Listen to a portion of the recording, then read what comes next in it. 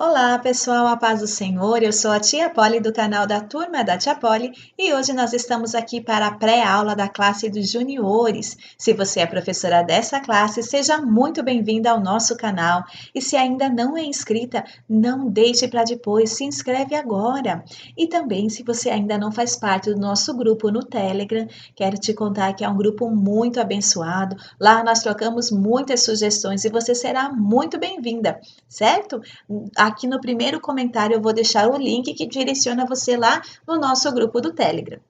E sem mais demoras, vamos para a nossa lição de número 8, que traz por título Miqueias, o profeta que anunciou a salvação.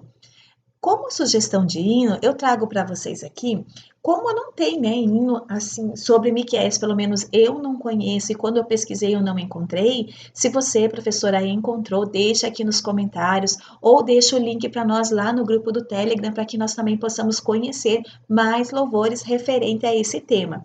Eu trouxe algo que sobre as profecias dele, como fala, né, do pecado, do arrependimento, né? Eu trago para vocês aqui essas duas sugestões de hinos. Se vocês gostarem, que Deus abençoe a vida de vocês. E se vocês vão usar outro louvor, compartilhe conosco também. Aqui o Memorizando diz assim: Mas quanto a mim, o Espírito do Senhor me dá poder, amor pela justiça e coragem para condenar os pecados e as maldades do povo de Israel. Miqueias 3:8. Então, é um texto longo, você pode fazer aquela técnica que nós usamos, né, de dividir o versículo em partes, pedir para eles organizarem em equipes ou individualmente, ou fazer essas plaquinhas que parte eles memorizam, parte tem as plaquinhas ali que ajudam eles a recitar e memorizar com mais facilidade. Certo? Então eles vão falando e quando falar assim, ó, o poder, levanta a plaquinha do poder, o amor pela justiça, levanta a plaquinha, e aí o restante do versículo, né? E a coragem para condenar os pecados e as maldades do povo de Israel. Certo? E aí, Miqueias 3:8. É a sugestão que eu trago para vocês. E o que ressaltar nessa história? Essa história, como eles são maiores, eu não trago ali sugestões, né, de como ilustrar a história, os visuais, porque eles são maiores, então se você usar a imagem da revista, se você usar outra imagem impressa, se você o recurso que você usar vai ser de ótimo proveito para eles, certo? Então agora o que é importante é o que você deve ressaltar na história, porque nessa idade não é só você contar a história, você precisa aplicar para que a criança entenda de uma forma pessoal. Nossa, mas sabe que eu também faço isso? Sabe que então eu preciso me arrepender. Então, a nossa história para essas classes maiores, para os primários, para os juniores e daí para frente, precisa de uma aplicação pessoal, ele precisa entender, identificar nele algo que precisa ser modificado, certo? E aí eu trago para vocês ali, ó. Vamos ressaltar as denúncias que Miqueias fazia e as quais ainda hoje permanecem. Então, o que aquele povo estava? Então, Miqueias ele veio profetizar para aquele povo de Israel, né? Tanto para o reino do norte quanto o reino para o sul. A gente sabe ali que ele é contemporâneo de Isaías. Então, eles profetizavam contra o pecado do povo, porque eles estavam falando: olha, vai vir o cativeiro, vai vir o juízo de Deus sobre vocês. Por quê? E aí ele começa a contar o porquê que vai vir, né, o juízo, por que eles vão ter que ser levados a cativo, você vai ter que ser tirado da terra deles e tudo que o Senhor vai declarando ali. Ele é maior do que os outros profetas que nós estávamos lendo, né? Ele tem 7 capítulos, se eu não me engano, mas você consegue ler e você consegue ali se apropriar de tudo que ele fala para você poder falar com mais autoridade para os seus alunos, certo? Então, o que eu ressaltei ali? Que a primeira denúncia que ele faz para o povo, que estava levando o povo a pecar, sem dúvida nenhuma, era a idolatria. Essa idolatria naquele tempo é realmente a idolatria que a gente conhece ali, que eles adoravam a outros deuses. O Senhor Jesus colocou eles naquela terra, separou aquele povo para ser o único Deus. Tanto que o mandamento é assim, amar a Deus sobre todas as coisas, não era para construir imagens de escultura. Pense, era um mandamento bem detalhado. Se você for ler ali o primeiro mandamento, é bem detalhado. Para quê? Para que não houvesse dúvida, para que não tivesse brechas. Só que o povo, ele deixava de estudar as escrituras, deixava de conhecer e começava então a levar para ser se deixava ser levado e adorado e começava a adorar a outros deuses. E aí o Senhor vai e fala com eles contra essa idolatria. Só que hoje as pessoas acham que idolatria é o quê? É só aquelas pessoas que se curvam diante de imagens, né, que tem conforme a religião. E não é, idolatria é tudo aquilo que rouba a adoração, o teu tempo de adorar a Deus é uma idolatria. Tudo que leva você a passar mais tempo, tudo que distancia você da vontade de Deus, tudo que toma o seu tempo de adoração a Deus, isso é uma idolatria. E hoje a gente vê que, infelizmente, na maioria das famílias, a gente está vendo o celular, né? O celular, o videogame, a televisão, tomando este lugar de Deus. Pergunte para as crianças quanto tempo eles passam nisso. Entenda, professora, que não é errado eles usarem o celular, não é errado eles assistirem televisão, enfim, essas coisas. Então é isso que você precisa levar os seus alunos a refletirem. O que eles fazem durante o dia que impede deles estarem na presença do Senhor? Então aí você vai falando assim, quanto tempo vocês passam na frente do celular? Quanto tempo vocês passam jogando? Quanto tempo vocês passam assistindo? Certo? Então, e quanto tempo vocês passam lendo a Bíblia? Orando a Deus, ensaiando um hino, né, aprendendo um louvor novo, assistindo vídeos sobre Deus, enfim, quanto tempo eles se dedicam para fazer algo para Deus. E no adulto, isso também, às vezes, o nosso próprio trabalho se torna uma idolatria. Por quê? Porque a gente passa mais tempo nele do que na presença de Deus. Porque se a gente escolher, ai, será que eu vou trabalhar ou vou para a igreja, a gente acaba escolhendo o trabalho. Certo? E como eu sempre digo, não é o extremo. Você precisa trabalhar, você precisa manter a sua família, mas se eu preciso trabalhar nesse horário de culto, o que eu tenho feito no horário que eu não estou trabalhando e que eu não estou no culto? Será que eu estou adorando a Deus? Certo? Então é isso que a gente precisa começar a refletir, como estamos dividindo o nosso tempo entre as coisas deste mundo e as coisas do reino de Deus. Amém? Então, leva isso para as crianças. O que mais que ele denunciava? Pessoas que planejavam maneiras de fazer mal ao próximo. Olha só como as pessoas elas ficavam maquinando, elas acordavam já o que eu vou fazer para prejudicar as pessoas. E hoje a gente vê, porque guarda aquilo no coração, aquele coleguinha foi lá e quebrou meu lápis. Pois sabe, mãe, o que eu tive uma ideia? Hoje eu vou levantar, eu vou lá e vou quebrar um lápis dele. Né? Ou aquele coleguinha falou mal de mim, pois então eu também vou falar mal dele. Então, maquinando formas de prejudicar uma pessoa. Mesmo que essa pessoa faça mal, o Senhor falou que nós temos que amar, né? A gente vai ver ali no final que ele fala, ame a misericórdia. Então, se a pessoa te fez mal, você não pode pagar o mal com o mal, você tem que pagar o mal com o bem. Porque se você faz o mal para essa pessoa, você está no mesmo nível que essa pessoa. Certo? Então nós temos que ser diferentes, sempre como Cristo fez. Tudo o mal que ele recebia, ele transformava em bem. E as pessoas mataram ele, mas ele perdoava as pessoas. As pessoas falavam mal dele, mas ele continuava salvando, continuava curando e não perseguia essas pessoas. Então, esse é o exemplo que nós temos que passar para as nossas crianças, né? Ensinar o perdão, mesmo que a pessoa não venha pedir perdão, você mesmo perdoa ela, Senhor, eu perdoo, não deixa crescer essa raiz de amargura dentro de mim. Eu já perdoo, mesmo que essa pessoa nem reconheça o erro dela. Para mim, é melhor eu perdoar do que ficar carregando isso dentro de mim, certo? Que mais que essas pessoas faziam? Usavam de violência para conseguir o que queriam. O que acontece? Naquele tempo, ali a palavra cita, né?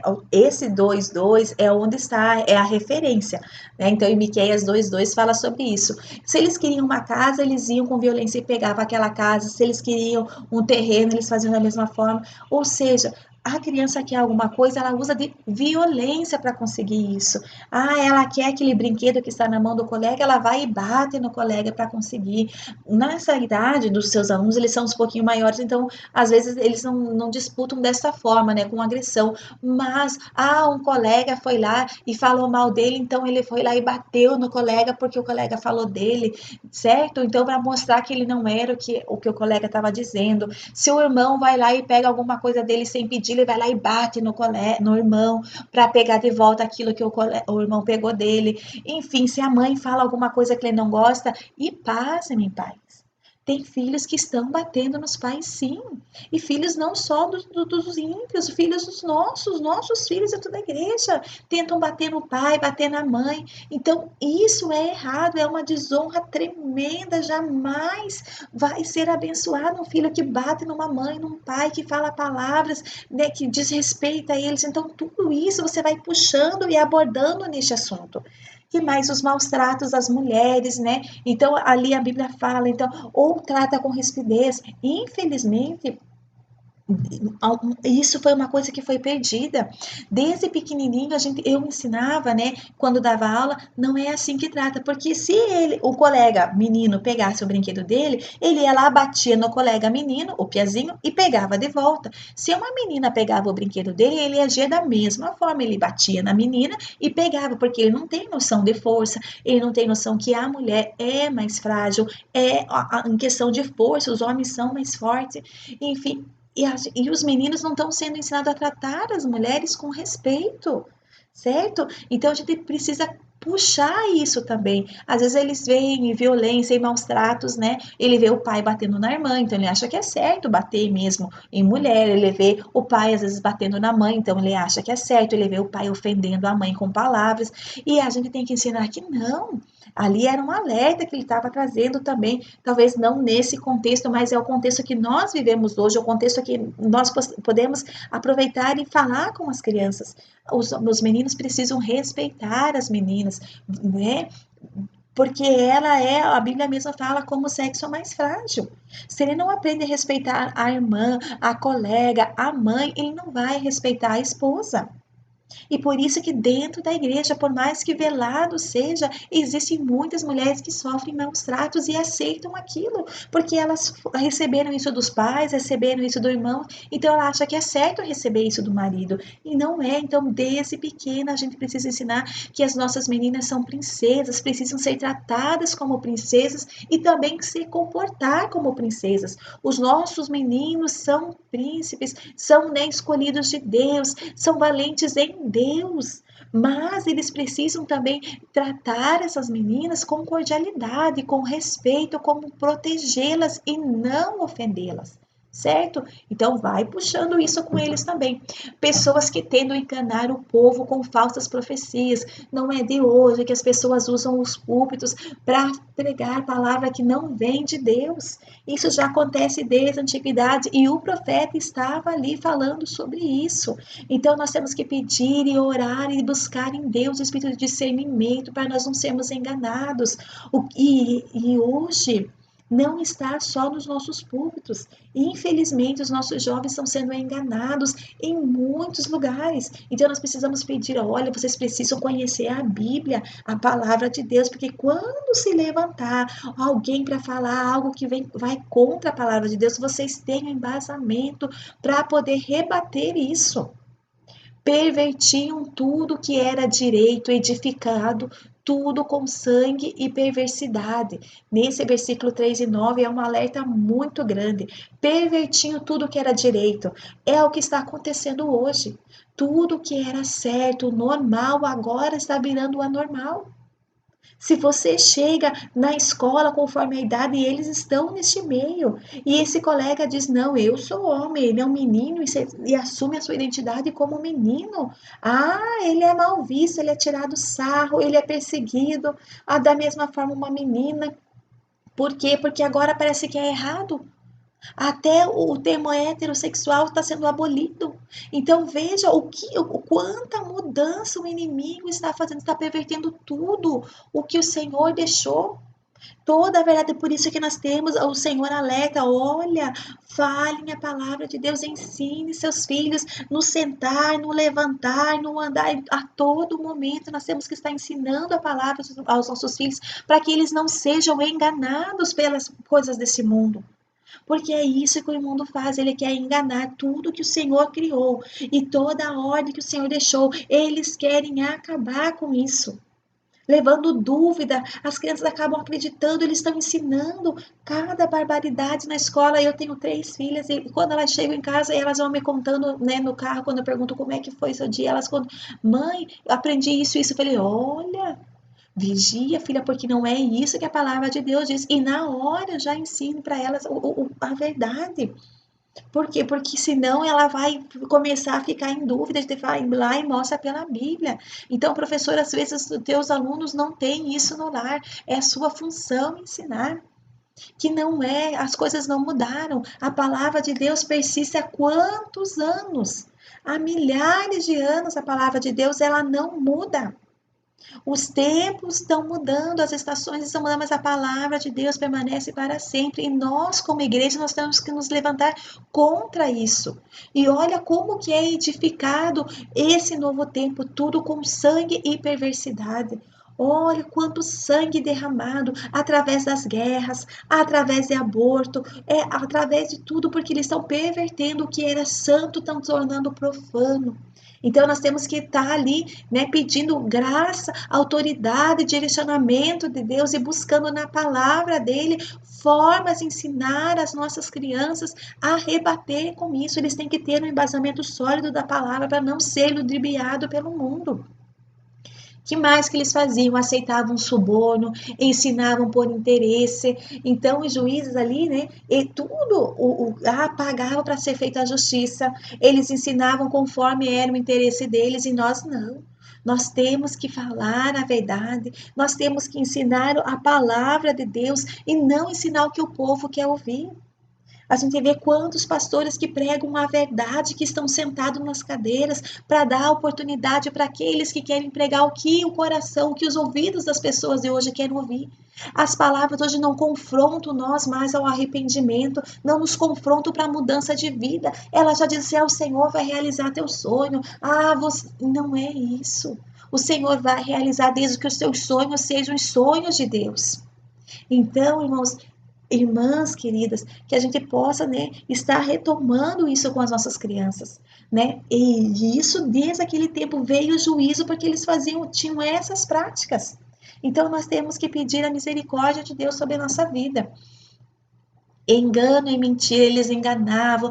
Quando eles iam negociar as coisas, eles estavam enganando o povo, eles mentiam para o povo, né? Eles tentavam lograr, né, o próximo. Então, sabe aquela pessoa que tudo que vai fazer, ele quer tirar uma vantagem? Então, era isso que eles faziam. Eles iam lá medir o terreno, eles falavam que a corda deles ali, por exemplo, tinha um tanto de metros. Não, ó, vou comprar para você ali, quero comprar de você, sei lá, 40 metros ali de terra e a corda dele media 45 e a pessoa vendia 40, mas ele estava comprando, na verdade, 45 com dinheiro de 40. Sabe como?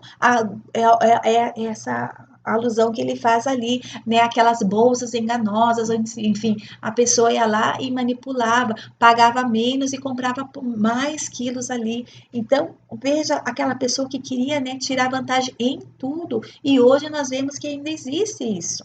Pessoas querendo tirar vantagem das outras. Então, tudo isso o profeta estava denunciando. E essa parte é a mais triste que nós temos. E que acho que é a parte que mais vai impactar os seus alunos. O filho despreza o pai. A filha se levanta contra sua mãe. A nora contra a sogra. Os inimigos dentro da própria casa. Lá no capítulo 7, no versículo 6, fala isso. Olha o que acontecia lá. Olha como que estão os nossos lares hoje em dia. Será que há harmonia nos nossos lares? Será que os nossos filhos não estão nos desprezando? Será que essas nossas crianças não estão desprezando os seus pais? Ao invés de estarem ouvindo o que os pais estão dizendo, estão com o fone de ouvido, lá escutando as suas coisas e não estão ouvindo o que o pai está falando? O pai fala, olha, filho, não vá por esse caminho, ele despreza o mandamento do pai. A filha se levanta contra a mãe e discute e não respeita e não dá ouvidos. Não há bênção sobre quem age dessa forma.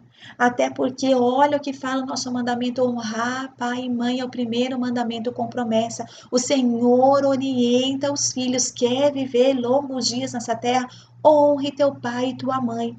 E o que essas pessoas estavam fazendo? Eles estavam desprezando o pai e se levantando contra a mãe. Toda forma de desrespeito o Senhor cobra e cobra muito caro. Todas essas palavras de maldição, todos os pensamentos que nós temos de morte para os nossos pais, Deus vem e nos cobra um preço muito alto.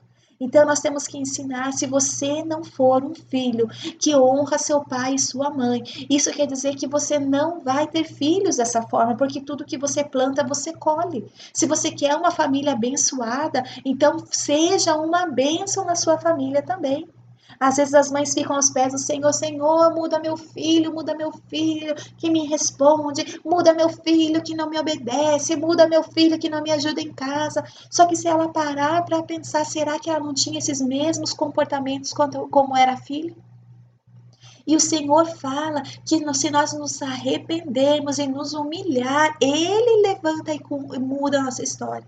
Só que nós temos que nos arrepender. Então, antes de pedir para o Senhor mudar o seu filho, confesse os seus pecados. Senhor, eu te peço perdão porque também agi dessa forma com a minha mãe e tudo, certo? E aí o Senhor vai mudando você. E aí, através da sua mudança, o Senhor vai chegando nos seus filhos, porque é um rio que flui, vai fluindo do pai para o filho, vem lá do trono de Deus e vai fluindo em honra. Se você se honra os seus pais, os seus filhos vão honrar você. Agora, se você desprezou os seus pais, se levantou contra eles, se você se levanta contra a sua sogra, você também um dia vai ser. Entende o que eu quero dizer? Então, é uma coisa chama a outra. Então, você precisa se arrepender, confessar os seus pecados, alcançar a misericórdia de Deus, e o Senhor vai alcançar os seus também. Amém? E o que o Senhor esperava do povo? E ainda espera de nós, que nós pratiquemos a justiça. Mas, irmãos, entendam, a justiça não é a nossa. A justiça é a justiça de Deus, porque essa justiça é uma justiça de misericórdia, não é uma justiça que condena, é uma justiça que regenera, que transforma. Então, se você acha que tem que pagar o mal com o mal, isso não é justiça. Ah, ela me virou a cara ontem, pois então eu também vou virar a cara para ela hoje. Isso é a tua justiça mundana, que fala olho por olho, dente por dente. Mas não é esse o evangelho da glória que o Senhor deixou. Não é esse o evangelho do reino que o Senhor deixou. Qual que Jesus falou? Se te derem numa face, oferece a outra. Entenderam, irmãos? Então, é essa justiça que o Senhor quer que nós pratiquemos, a justiça de Deus. Então vamos buscar isso em Deus, porque se é dele, nós temos que buscar dele para que nós possamos estar revestidos com isso também. Ames a misericórdia, agir com misericórdia aqueles que nos fazem mal, agir com misericórdia. Como é agir com misericórdia? Como Cristo fez na cruz. Quando aquelas pessoas estavam matando, ele falou: Senhor, não imputes a eles esse pecado. É como Estevão fez quando estava sendo apedrejado, ele clamou da mesma forma.